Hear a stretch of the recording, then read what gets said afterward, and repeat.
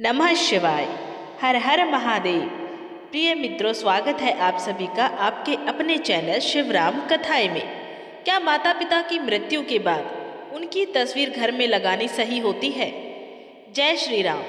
नमस्कार प्रिय भक्तों, आज की इस दिव्य और रहस्यपूर्ण कथा में हम जानेंगे कि क्या माता पिता की मृत्यु के बाद उनकी तस्वीर घर में लगानी चाहिए। क्या इससे आशीर्वाद प्राप्त होता है? इस विषय में भगवान श्री राम जी स्वयं क्या कहते हैं, इसे कथा को सुन लो, मुक्ति मिल जाएगी। शास्त्रों में कहा गया है, माता पिता हमारे पहले भगवान होते हैं। उनका प्रेम, त्याग और आशीर्वाद ही हमारे जीवन की सबसे बड़ी पूंजी है। लेकिन जब माता पिता इस नश्वर संसार को छोड़कर परम धाम को प्रस्थान कर जाते हैं, तो उनके स्मरण में लोग उनकी तस्वीर घर में लगाते हैं। यही से एक प्रश्न उठता है कि क्या ये उचित है? क्या इससे आत्मा को शांति मिलती है? क्या जीवित परिजनों के जीवन पर इसका कोई प्रभाव पड़ता है? इसी रहस्य से जुड़ी है आज की ये पावन कथा। भगवान श्री राम जी स्वयं एक भक्त को इस रहस्य से अवगत कराते हुए कहते हैं, हे वत्स, प्राचीन समय की बात है। एक दिन देवर्षि नारद अपने वीणा के मधुर स्वर के साथ पृथ्वी लोक का भ्रमण कर रहे थे। भ्रमण करते करते उन्होंने एक स्थान पर देखा, कुछ लोग एक चिता के पास खड़े होकर विलाप कर रहे थे। उनकी आंखों से अश्रुधारा बह रही थी। हृदय शोक से भरा हुआ था। कुछ समय बीतने के बाद उसी मृत व्यक्ति के परिजनों को नारद जी ने देखा कि वे उस व्यक्ति की तस्वीर को अपने घर में लगाकर उसके सामने बैठकर उसे स्मरण कर रहे थे। ये दृश्य देखकर देवर्षि नारद अत्यंत ही आश्चर्यचकित हो गए। उन्होंने मन ही मन विचार किया, जब ये जीव इस संसार को छोड़ के जा चुका है तो इसकी तस्वीर को घर में लगाने का क्या ही प्रयोजन है? ऐसा करने से क्या होता है? क्या ऐसा करने से समस्त परिवार के व्यक्तियों को मृत परिजन का आशीर्वाद प्राप्त होता है, या इसका अन्य ही कोई अर्थ होता है? देवर्षि नारद इस दृश्य को देखकर कुछ भी समझ नहीं पाए, तो अपने प्रश्नों का उत्तर पाने के लिए, अपने संशय को दूर करने के लिए देवर्षि नारद ने बैकुंठ लोक जाने का निश्चय किया। जैसे ही वे भगवान श्री हरि विष्णु के चरणों में पहुंचे, उन्होंने भगवान श्री हरि विष्णु को दंडवत प्रणाम किया। भगवान श्री विष्णु मंद मंद मुस्कान के साथ बोले, ब्रह्म ऋषि नारद, बैकुंठ लोक में आपका स्वागत है। आज आपके मन में कोई गूढ़ शंका अवश्य है। बैकुंठ लोक में किस प्रयोजन से आपका आज आना हुआ है? आपकी चिंता का क्या कारण है? आप आज अवश्य ही किसी शंका के निवारण हेतु उपस्थित हुए हैं। भगवान श्री हरि विष्णु जी की बात सुनकर नारद जी कहते हैं, हे प्रभु, आज मैं आपके पास ये जानने के लिए आया हूँ कि धरती लोक पर किसी मनुष्य की मृत्यु के बाद उसके परिजन उसकी तस्वीर को घर में क्यों लगाते हैं? हे प्रभु, क्या ऐसा करना सही है? ऐसा करने से उन परिजनों को क्या लाभ मिलता है? क्या ऐसा करने से उस मृत व्यक्ति का परिवार के लोगों पर आशीर्वाद बना रहता है? तो देवर्षि नारद की बात सुनकर भगवान श्री हरि विष्णु जी कहते हैं, हे देवर्षि नारद, आज आपने मुझसे अत्यंत महत्वपूर्ण प्रश्न किया है। आपके इस प्रश्न के उत्तर में समस्त मानव जाति का कल्याण छुपा हुआ है। इसीलिए हे देवर्षि, मैं आपको आपके इस प्रश्न का उत्तर एक अलौकिक कथा के माध्यम से बता रहा हूँ। आप इस कथा को आरंभ से अंत तक पूर्ण ध्यान और श्रद्धा के साथ सुनिए। ये बहुत ही ज्ञानवर्धक कथा है, क्योंकि जो भी मनुष्य इस कथा को प्रारंभ से अंत तक श्रद्धा पूर्वक सुनता है, उस पर सदैव ही मेरा आशीर्वाद बना रहता है। देवर्षि नारद ने विनम्रता पूर्वक कहा, हे प्रभु, मैं आपको वचन देता हूँ कि जब तक आप ये कथा सुनाएंगे, मैं इसे पूरे मन से सुनूंगा। कृपा करके अब मुझे वो आप दिव्य कथा सुनाइए। तब भगवान श्री हरि विष्णु ने कथा का आरंभ करते हुए कहा, हे देवर्षि नारद, ये प्राचीन काल की बात है। चंपा नगरी में एक युवक रहता था, जिसका नाम श्याम था। श्याम भगवान श्री कृष्ण का परम भक्त था। वो सदैव सत्य और धर्म के मार्ग पर चलता, अपने माता पिता की सेवा को ही अपना परम कर्तव्य मानता था। श्याम अपने माता पिता के साथ सुखपूर्वक जीवन व्यतीत कर रहा था। उसकी पत्नी का नाम सीमा था। सीमा भी सत्यनिष्ठ, चरित्रवान और पतिव्रता स्त्री थी। श्याम अत्यंत परिश्रमी था। वो पूरे दिन निष्ठा से परिश्रम करता और जो भी धन अर्जित करता उसी से अपने परिवार का पालन पोषण करता था। माता पिता के प्रति उसके मन में अपार प्रेम और आदर था। समय इसी प्रकार शांतिपूर्वक बीत रहा था कि एक दिन अचानक से श्याम के माता पिता का देहांत हो गया। इस असहनीय वियोग से श्याम अत्यंत दुखी हो गया। उसने विधि पूर्वक अपने माता पिता का अंतिम संस्कार किया। इसके पश्चात उसने अपने घर के पूजा स्थान में माता पिता की बड़ी बड़ी तस्वीरें लगवा दी और प्रतिदिन उनकी पूजा करने लगा। इसी प्रकार माता पिता की पूजा करते हुए उसका जीवन आगे बढ़ने लगा। तब भगवान श्री हरि विष्णु आगे कहते हैं, हे देवर्षि नारद, कुछ ही सप्ताह बीते थे कि श्याम के जीवन में अजीब अजीब घटनाएं घटने लगी। उसके मन में मानसिक अशांति बढ़ने लगी। घर का वातावरण भारी और उदास रहने लगा। उसे स्वप्न में विचित्र दृश्य दिखाई देने लगे। उसकी पत्नी सीमा के साथ प्रतिदिन झगड़े होने लगे। अब श्याम का मन पूरी तरह विचलित हो चुका था। एक दिन वो अत्यंत व्याकुल होकर गंगा के तट पर जा बैठा और फूट फूट कर रोने लगा। गंगा तट पर भगवान श्री कृष्ण का एक प्राचीन मंदिर था। श्याम उस मंदिर में गया, भगवान के समक्ष हाथ जोड़कर बैठ गया और अश्रुपूरित नेत्रों से प्रार्थना करने लगा। वो करुण स्वर में कहने लगा, हे भगवान, हे मुरलीधर, कृपा करके मेरा मार्गदर्शन कीजिए। मैं अपने माता पिता की तस्वीर लगाकर उन्हें श्रद्धांजलि दे रहा हूँ, फिर भी मेरे जीवन में इतनी अशांति क्यों है। श्याम अभी भगवान श्री कृष्ण से प्रार्थना कर ही रहा था कि उसी क्षण एक दिव्य प्रकाश प्रकट हुआ। चारों ओर अलौकिक सुगंध फैल गई। तभी साक्षात भगवान श्री कृष्ण प्रकट हुए। उनकी आंखों में करुणा थी और वाणी अत्यंत ही शांत थी। भगवान श्री कृष्ण को अपने सामने साक्षात देखकर श्याम स्तब्ध रह गया। उसे अपनी आंखों पर विश्वास नहीं हो रहा था कि स्वयं प्रभु उसे दर्शन देने आए हैं। कुछ क्षण बाद उसने साहस जुटाया और विनम्र होकर बोला, हे प्रभु, आज आपके दर्शन पाकर मेरा जीवन धन्य हो गया है। अब मेरे मन में कोई भी संशय शेष नहीं रहा है। किंतु हे प्रभु, मैं ये जानना चाहता हूँ कि मेरे जीवन में जो कष्ट आ रहे हैं उनका कारण क्या है।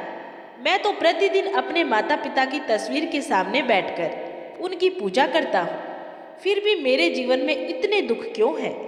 तब भगवान श्री कृष्ण मधुर स्वर में बोले, हे वत्स, तुम्हारा प्रेम और श्रद्धा निसंदेह महान है। तुम्हारे हृदय में अपने माता पिता के लिए जो भावना है वो अत्यंत ही पूजनीय है।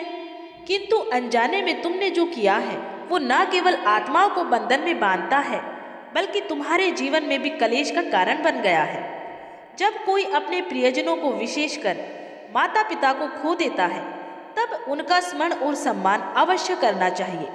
परंतु इससे भी कुछ नियम होते हैं, मर्यादाएं होती हैं, जिन्हें जानना प्रत्येक मनुष्य के लिए आवश्यक है। माता पिता जब इस संसार से विदा हो जाते हैं, तब उनका सच्चा सम्मान यही है कि उन्हें शांति और मुक्ति की ओर अग्रसर किया जाए। श्रद्धा दिखाओ, लेकिन उन्हें मुक्त करो। प्रेम करो, पर बंधन में मत बांधो। आशीर्वाद के साथ उन्हें विदा करो।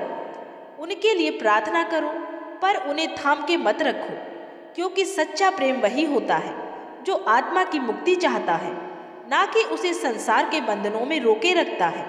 श्री कृष्ण ने शांत स्वर में आगे कहा, ये बात हर गृहस्थ को समझना अत्यंत ही आवश्यक है कि जो स्थान भगवान की ऊर्जा से परिपूर्ण होता है, जहाँ मंत्रों की ध्वनि गूंजती है, जहाँ दीपक की लो आत्मा को परमात्मा से जोड़ती है, वहाँ मृत व्यक्तियों की तस्वीर नहीं लगाई जाती है, क्योंकि वो स्थान मुक्ति का केंद्र होता है, बंधन का नहीं। भगवान श्री कृष्ण आगे कहते हैं, जब हम पितरों की तस्वीर उस स्थान पर रखते हैं जहाँ हम भगवान का आवाहन करते हैं, तब अनजाने में ही हम दो भिन्न शक्तियों को एक ही स्थान पर जोड़ देते हैं। इससे न केवल आत्मा उलझन में पड़ जाती है, बल्कि गृहस्थ जीवन की शांति भी बाधित होती है। भगवान का स्थान आत्मा की मुक्ति का केंद्र होता है, जबकि पितरों का स्थान स्मरण और श्रद्धा का होता है। इसलिए भगवान और पितरों के स्थान को अलग अलग रखना चाहिए। श्रद्धा को नियमों और मर्यादाओं के साथ निभाना आवश्यक है, ताकि प्रेम भी बना रहे और आत्मा को मुक्ति का मार्ग भी प्राप्त हो जाए। श्री कृष्ण ने आगे कहा, यदि तुम अपने माता पिता की तस्वीर घर में रखना चाहते हो तो ध्यान रखना कि वो स्थान पूजा स्थल ना हो जहाँ भगवान का निवास होता है। वहाँ केवल वही दिव्य शक्ति होनी चाहिए जो मोक्ष का मार्ग दिखाती है। माता पिता की तस्वीर को घर के किसी शांत और स्वच्छ स्थान पर श्रद्धा और स्मृति के रूप में रखा जाना चाहिए। वहाँ दीपक या अगरबत्ती नहीं जलानी चाहिए, क्योंकि वो स्थान श्रद्धांजलि का है, आराधना का नहीं। पूजा वहाँ होती है जहाँ हम भगवान का आवाहन करते हैं, और स्मृति वहाँ होती है जहाँ हम प्रेम पूर्वक किसी को याद करते हैं। इन दोनों के बीच का अंतर समझो।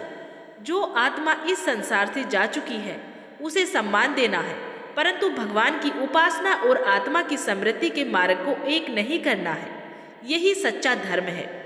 भगवान श्री कृष्ण ने आगे कहा, तुम्हारे मन में जो व्याकुलता है वो स्वाभाविक है। माता पिता के देहांत के बाद हर संतान यही चाहती है कि वो उनके लिए कुछ कर सके। पितरों की शांति के लिए श्रद्धा, तर्पण और वैदिक कर्म ही सर्वोत्तम माध्यम है। इन कर्मों के द्वारा तुम न केवल उन्हें श्रद्धा अर्पित करते हो, बल्कि उनके आगे की यात्रा के लिए उन्हें आत्मिक बल भी प्रदान करते हो। यही वो मार्ग है जिससे तुम उनका आशीर्वाद प्राप्त कर सकते हो और उन्हें शांतिपूर्वक विदा कर सकते हो, क्योंकि सच्ची सेवा यही है। जो चला गया है उसे आगे बढ़ने दो, उसे बंधनों में मत बांधो। इतना कहकर भगवान श्री कृष्ण ने गहरी करुणा दृष्टि से शाम की ओर देखा और कहा, ये संसार एक यात्रा है। आत्मा आती है, अनुभव प्राप्त करती है और फिर आगे बढ़ जाती है, किंतु जब हम मोह में डूब जाते हैं तब हम न केवल अपने हृदय को बांध लेते हैं, बल्कि उस आत्मा की गति को भी रोकने का प्रयास करते हैं। मोह आत्मा को रोकता है, जबकि प्रेम उसे मुक्त करता है। जो इस संसार से चला गया है उसके नाम पर सत्कर्म करना चाहिए। गरीबों की सेवा करना, भूखों को भोजन कराना, वृक्षारोपण करना, ऐसे पुण्य कर्म माता पिता के आशीर्वाद बनकर हमारे जीवन में लौटते हैं। प्रेम को कर्म में बदलो, यही सच्ची श्रद्धांजलि है। तुम्हारे कर्म ही उनकी आत्मा की सबसे मधुर स्मृति बनेंगे। वे कर्म उन्हें भी सुख देंगे और तुम्हें भी शांति, उन्नति और संतोष की ओर ले जाएंगे। भगवान श्री कृष्ण ने शाम को आशीर्वाद देते हुए कहा, हे वत्स, तुम्हारे माता पिता तुमसे अपार प्रेम करते थे। उन्होंने अपना संपूर्ण जीवन तुम्हारे लिए समर्पित कर दिया। अब समय आ गया है कि तुम्हारा प्रेम उन्हें बांधने का नहीं, बल्कि मुक्त करने का माध्यम बने। यदि तुम अपने घर में सुख और शांति चाहते हो तो पहले उन आत्माओं को शांति दो जो अब इस लोक की नहीं है। श्रद्धा रखना आवश्यक है, पर उसे संयम और ज्ञान से जोड़ना भी उतना ही आवश्यक है। तभी तुम्हारा प्रेम सच्चा कहलाएगा। हे वत्स, हिंदू धर्म में दिवंगत परिजनों की तस्वीर लगाने की परंपरा एक गहरी आध्यात्मिक भावना और सांस्कृतिक चेतना से जुड़ी हुई है। इसके पीछे कई धार्मिक, भावनात्मक और सामाजिक कारण हैं। दिवंगत परिजनों की तस्वीर लगाने का मुख्य उद्देश्य उन्हें श्रद्धांजलि अर्पित करना और उनके प्रति आदर व्यक्त करना होता है। इससे परिवार के लोग उन्हें सदा स्मरण करते हैं और उनकी शिक्षाओं, संस्कारों एवं मूल्यों को अपने जीवन में उतारने का प्रयास करते हैं। ये भी माना जाता है कि प्रत्येक व्यक्ति पर पितृ ऋण होता है, अर्थात अपने पूर्वजों के प्रति कर्तव्य। उनकी तस्वीर घर में रखने से ये भाव बना रहता है कि हम उनके ऋणी हैं और उन्हें सम्मान दे रहे हैं। एक धार्मिक विश्वास ये भी है कि पूर्वजों की आत्माएं हमें देखती है, हमारा मार्गदर्शन करती है और हमारे सद्कर्मों से प्रसन्न होकर हमें आशीर्वाद प्रदान करती है। दिवंगत परिजनों की तस्वीर घर में लगाने से ये माना जाता है कि उनका आशीर्वाद सदैव हमारे साथ बना रहता है। ये परंपरा सदियों से चली आ रही है और घर के वातावरण को आध्यात्मिक बनाए रखती है। इससे घर में एक पवित्र और शांत ऊर्जा का संचार होता है। कई लोगों का विश्वास है कि दिवंगत परिजनों की तस्वीर को देखकर ऐसा अनुभव होता है कि मानो वे आज भी हमारे साथ जुड़े हुए हो, हमें देख रहे हो और कठिन समय में भावनात्मक सहारा दे रहे हो। इससे मन को शांति प्राप्त होती है और जीवन में संतुलन लौट आता है। इसके पश्चात भगवान श्री कृष्ण ने अपनी वाणी को विराम देते हुए कहा, हे वत्स, संभव है कि वो केवल एक तस्वीर प्रतीत होती हो, परंतु उसके पीछे आशीर्वाद की एक अदृश्य शक्ति विद्यमान रहती है, जो हमें निरंतर देखती है और मन ही मन कहती है, हे पुत्र, मैं तुम्हारे साथ हूँ। श्याम ने भगवान श्री कृष्ण के उपदेशों को हृदय से स्वीकार किया। इसके पश्चात भगवान श्री कृष्ण वहीं से अंतर्धान हो गए। फिर भगवान श्री हरि विष्णु ने आगे कहा, हे देवर्षि नारद, श्याम ने अपने माता पिता की तस्वीर को पूजा स्थान से अलग एक शांत स्थान पर स्थापित कर दिया, जहाँ केवल स्मरण और श्रद्धा थी, आराधना नहीं। वो प्रतिवर्ष अपने माता पिता का श्राद्ध कर्म और तर्पण करता रहा तथा उनके नाम पर गरीबों की सेवा करता। धीरे धीरे उसके घर में पुनः सुख, शांति और समृद्धि लौट आई। नकारात्मक ऊर्जा समाप्त हो चुकी थी और श्याम की मानसिक अशांति भी मिट गई थी। अब उसकी पत्नी सीमा के साथ होने वाले झगड़े भी समाप्त हो गए थे। सबसे महत्वपूर्ण बात ये थी कि भगवान श्री कृष्ण की कृपा से उसका मन शांत हो गया था और अंतःकरण को भी स्थिरता प्राप्त हुई थी, क्योंकि जब प्रेम मोह से ऊपर उठ जाता है तब वही मुक्ति का मार्ग बन जाता है। तब देवर्षि नारद भगवान श्री हरि विष्णु से बोले, हे प्रभु, मैं ये रहस्य तो समझ गया कि मृत व्यक्ति की तस्वीर घर में लगाने का क्या भावार्थ है, किंतु हे प्रभु, मैं ये भी जानना चाहता हूँ कि क्या मृत्यु के बाद मनुष्य का पुनर्जन्म होता है? क्या मृत व्यक्ति की आत्मा फिर से मनुष्य योनि में जन्म लेती है या किसी अन्य योनि में प्रवेश करती है? देवर्षि नारद की जिज्ञासा सुनकर भगवान श्री हरि विष्णु बोले, हे देवर्षि नारद, जब मृत्यु के पश्चात आत्मा किसी नए शरीर में प्रवेश करती है तो उसी को पुनर्जन्म कहा जाता है। मनुष्य का पुनर्जन्म कब, कहाँ और किस रूप में होगा, ये अनेक तत्वों पर निर्भर करता है। सबसे प्रमुख कारण है कर्मों का प्रभाव। आत्मा की गति उसके कर्मों के अनुसार ही निर्धारित होती है। जो भी जीव पुनः जन्म लेता है वो अपने पूर्व जन्म के कर्मों के फलस्वरूप ही इस संसार में आता है। पुनर्जन्म का सिद्धांत अत्यंत गूढ़, रहस्यमय और आध्यात्मिक है। शास्त्रों के अनुसार आत्मा अमर होती है और शरीर केवल उसका एक अस्थायी वस्त्र है। जब मनुष्य की मृत्यु होती है तब केवल शरीर नष्ट होता है, आत्मा नहीं। आत्मा अपने पूर्व जन्मों के कर्मों के अनुसार अगले जीवन की यात्रा पर अग्रसर होती है। ये यात्रा तत्काल नहीं होती है, बल्कि इसके 3 मुख्य चरण माने गए हैं। पहला चरण है मृत्यु के तुरंत बाद। आत्मा कुछ समय के लिए प्रेत अवस्था में रहती है। ये वो समय होता है जब जीव को ये स्पष्ट अनुभव नहीं हो पाता है कि उसका स्थूल शरीर अब समाप्त हो चुका है। दूसरा चरण इसके पश्चात यमराज के दूत आकर आत्मा को यमलोक ले जाते हैं, जहाँ चित्रगुप्त द्वारा उसके संपूर्ण जीवन के कर्मों का लेखा जोखा प्रस्तुत किया जाता है। यमराज उन कर्मों के आधार पर न्याय करते हैं। तीसरा चरण, यदि आत्मा के पुण्य अधिक होते हैं तो उसे स्वर्ग या उच्च लोकों की प्राप्ति होती है। यदि पाप अधिक होते हैं तो आत्मा को नरक या नीच योनियों में भेजा जाता है, और यदि पुण्य पाप समान या मिश्रित होते हैं तो आत्मा को पुनः मनुष्य योनि दोबारा प्राप्त होती है, ताकि वो अपने अधूरे कर्मों को पूर्ण कर सके। पुनर्जन्म कोई सरल प्रक्रिया नहीं है। आत्मा को अनेक सूक्ष्म अवस्थाओं और योनियों से होकर गुजरना पड़ता है। गरुड़ पुराण के अनुसार जब आत्मा पुनर्जन्म की ओर अग्रसर होती है तो वो कर्मों के अनुसार विभिन्न योनियों जैसे कि पशु, पक्षी, जलचर, कीट, मानव आदि से होके गुजरती है। जिसने हिंसा, छल और पाप का आचरण किया होता है उसे पशु योनि या नरक की प्राप्ति होती है, और जिसने सेवा, भक्ति और धर्म का पालन किया होता है उसे उच्च योनि या पुनः मानव जन्म प्राप्त होता है।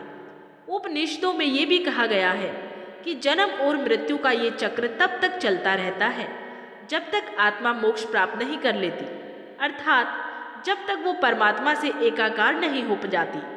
यही आत्मा की अंतिम यात्रा है और यही जीवन का परम उद्देश्य है। मोक्ष की प्राप्ति होने पर आत्मा जन्म मृत्यु के बंधन से पूर्णतः मुक्त हो जाती है और ब्रह्म स्वरूप में स्थित हो जाती है। सनातन धर्म में मनुष्य जीवन को एक अमूल्य अवसर माना गया है। आत्मा की शुद्धि, कर्मों की सिद्धि और अंततः मोक्ष की प्राप्ति के लिए। इसी कारण पुनर्जन्म का सिद्धांत केवल दोबारा जन्म लेने की प्रक्रिया नहीं है, बल्कि ये आत्मा की सनातन यात्रा का दर्शन है। आगे भगवान श्री हरि विष्णु देवर्षि नारद से कहते हैं, हे देवर्षि नारद, कर्म 3 प्रकार के होते हैं। पहला संचित कर्म, इसमें मनुष्य के पूर्व जन्मों में किए गए समस्त कर्मों का लेखा जोखा संचित होता है। दूसरा प्रारब्ध कर्म, जो कि आपके पिछले कर्मों के अनुसार आपको सुख दुख प्रदान करता है, वही प्रारब्ध कहलाते हैं। मनुष्य के जीवन में जो भी सुख और दुख आते हैं वो उसके प्रारब्ध कर्मों का ही परिणाम होते हैं। तीसरा क्रियामाण कर्म, ये वे कर्म हैं जो मनुष्य इस वर्तमान जीवन में करता है। इन्हीं कर्मों पर उसका भविष्य और अगला जन्म निर्भर होता है। जो मनुष्य दान धर्म सेवा भक्ति करता है और सदैव सत्य का आचरण करता है, उसे उत्तम पुनर्जन्म अर्थात अच्छे और संस्कारी परिवार में जन्म प्राप्त होता है। और जो मनुष्य पाप हिंसा छल धोखा अधर्म जैसे कुकर्म करता है, उसका पुनर्जन्म नीच योनियों में होता है। वो पशु पक्षी कीट अथवा अन्य निम्न योनियों में जन्म लेता है। अत्यधिक पुण्य करने वाले को मृत्यु के पश्चात स्वर्ग लोक की प्राप्ति होती है, और जो अत्यंत पापकर्मी होते हैं उसे मेरे आदेश से नरक में कठोर दंड भोगना पड़ता है तथा अनेक यातनाएं सहनी पड़ती हैं। इसके पश्चात भगवान श्री हरि विष्णु ने आगे कहा, हे देवर्षि नारद, पुनर्जन्म का दूसरा प्रमुख कारण है मृत्यु के समय मनुष्य की मानसिक अवस्था। इस संदर्भ में 3 लोकों के स्वामी भगवान श्री हरि विष्णु कहते हैं कि मनुष्य मृत्यु के समय जिस भाव और चिंतन में होता है, वही उसके अगले जन्म को निर्धारित करता है। यदि कोई व्यक्ति भगवान का स्मरण करते हुए अपने प्राण त्यागता है तो उसे मोक्ष की प्राप्ति होती है, और यदि कोई मनुष्य सांसारिक इच्छाओं क्रोध मोह और वासनाओं में डूबा हुआ शरीर त्यागता है तो वह उन्हीं भावना के अनुसार पुनर्जन्म प्राप्त करता है। तब भगवान श्री हरि विष्णु ने कहा, हे देवर्षि नारद, अब तुम्हारे सभी प्रश्नों के उत्तर प्राप्त हो गए होंगे। देवर्षि नारद ने विनम्रता पूर्वक कहा, हे प्रभु, आपके श्री मुख से इन दिव्य उत्तरों को सुनकर मैं धन्य हो गया हूँ। अब मैं इन उपदेशों का प्रचार प्रसार 3 लोकों में करूँगा। इतना कहकर देवर्षि नारद ने भगवान श्री हरि विष्णु को प्रणाम किया और नारायण नारायण करते हुए पुनः लोक भ्रमण के लिए प्रस्थान कर गए। इस कथा से हमें ये महान शिक्षा मिलती है कि माता पिता की आत्मा को बांधना नहीं, मुक्त करना चाहिए। पूजा स्थान में केवल भगवान की तस्वीर होनी चाहिए। यदि दिवंगत परिजनों की तस्वीर लगाई जाए तो उसे आराधना का केंद्र न बनाया जाए। उनके नाम पर श्राद्ध तर्पण दान और सेवा करनी चाहिए। यही सच्ची श्रद्धांजलि है। मोह नहीं समर्पण, बंधन नहीं मुक्ति, आंसू नहीं आशीर्वाद, इन्हीं भावों के साथ उन्हें विदा करना ही सच्चा पुत्र धर्म है। ये कथा हमें ये दिव्य शिक्षा देती है कि प्रेम को कभी बंधन मत बनने दो। जो इस संसार से चला गया है उसे अपने आंसुओं से मत रोको, बल्कि अपने शुभ कर्मों और शुभ कामनाओं से मुक्त करो, क्योंकि आत्मा का अंतिम लक्ष्य परमात्मा की ओर यात्रा है, और सच्चा प्रेम वही है जो इस यात्रा में कभी बाधा न बने। उम्मीद है कि आपको ये कथा प्रिय लगी होगी। यदि ये संदेश आपके हृदय को छू पाया तो इसे अपने घर परिवार के साथ अवश्य साझा करें ताकि सभी का कल्याण हो सके। फिर मिलेंगे एक और नई वीडियो में नई जानकारी के साथ ईश्वर की कृपा से। हर हर महादेव। अगर आप सभी को अपने सनातन धर्म से जुड़ी ऐसी ही धार्मिक कहानियाँ जानकारियाँ प्राप्त करना अच्छा लगता है तो उसके लिए हमारे चैनल शिव राम कथाएं को सब्सक्राइब जरूर कर ले। अपना कीमती समय देकर वीडियो को पूरा अंत तक देखने के लिए आप सभी प्रिय श्रोताओं प्रिय भक्तजनों का दिल से हार्दिक धन्यवाद।